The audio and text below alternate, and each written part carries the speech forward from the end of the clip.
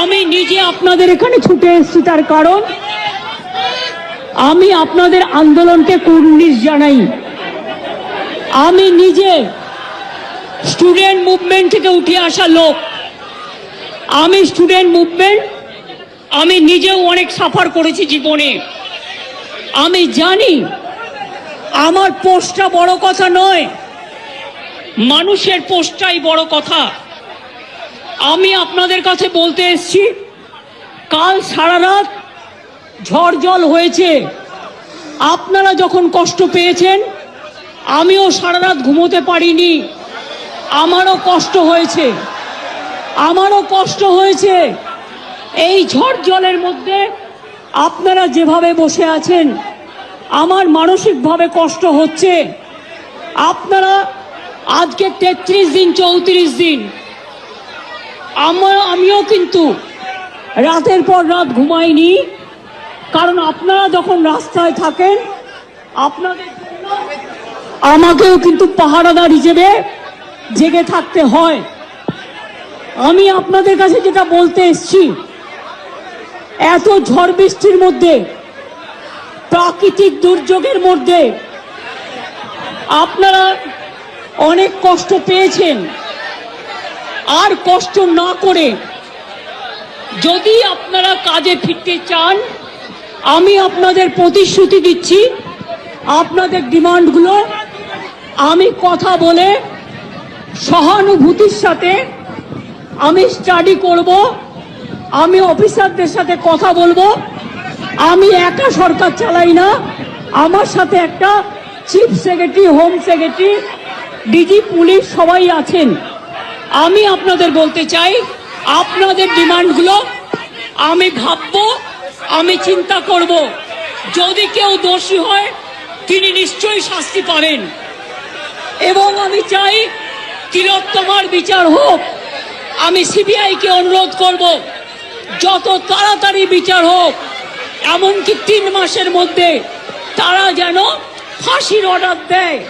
আমি এটা সিবিআইকে অনুরোধ করব আপনাদের প্ল্যাটফর্মে বসে। আর আপনাদের কাছে আবেদন জানাবো, আমাকে একটু সময় দিন, আমি ব্যাপারগুলো নিয়ে আমি চিন্তা ভাবনা করব। যদি আপনাদের আস্থা ভরসা আমার উপর থাকে, আমি কথা বলে সিদ্ধান্ত, অন্তত যদি কাউকে দোষী পাই, আমি নিশ্চয়ই নেব। আমি আপনাদের এটুকু বলবার জন্য এসেছিলাম।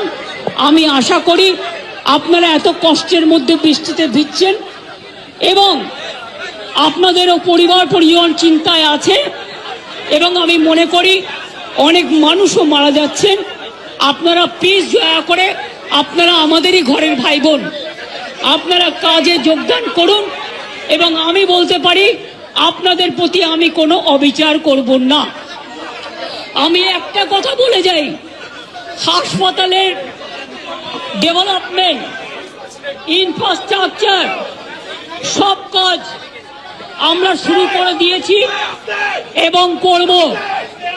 আমি সব হসপিটালের রোগী কল্যাণ সমিতিতে আমি প্রত্যেকটা একদম রাজ্য থেকে শুরু করে সব মেডিকেল কলেজ এবং মাল্টি সুপার হসপিটাল, যত রোগী কল্যাণ সমিতি আছে, আমি প্রিন্সিপালদের চেয়ারম্যান করব।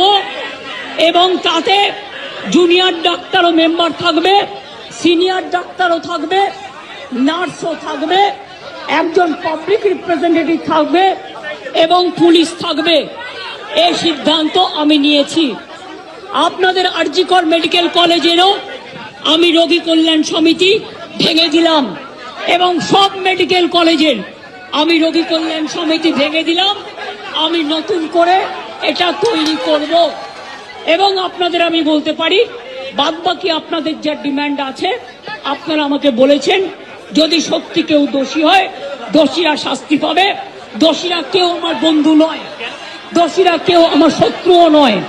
আর আপনারা যারা ভাবছেন কেউ আমার বন্ধু, আমি তাদের চিনি না, আমি তাদের চিনি না, আমি তাদের জানি না এবং আমাদের সাথে কোনো সম্পর্কও নেই। তারা এসছেন প্রসেসের মাধ্যমে। এই প্রসেস ফাইনাল হয়ে আমার কাছে আসে এবং তাই মাত্র 1 মাসের মধ্যে যারা এসছে তাদের কথা, যদি তারা কোনো ব্যাপারে এই খুনের সাথে, মার্ডারের সাথে, দুর্নীতির সাথে যুক্ত থাকে, আমি নিশ্চয়ই সাধ্যমতো চেষ্টা করব কথা বলে অ্যাকশন নেবার। আমি আবার আপনাদের কাছে বিনীত অনুরোধ করব যে আপনারা নিজেদের মধ্যে কথা বলুন, কথা বলে সিদ্ধান্ত নিন এবং আপনারা কাজে ফিরুন।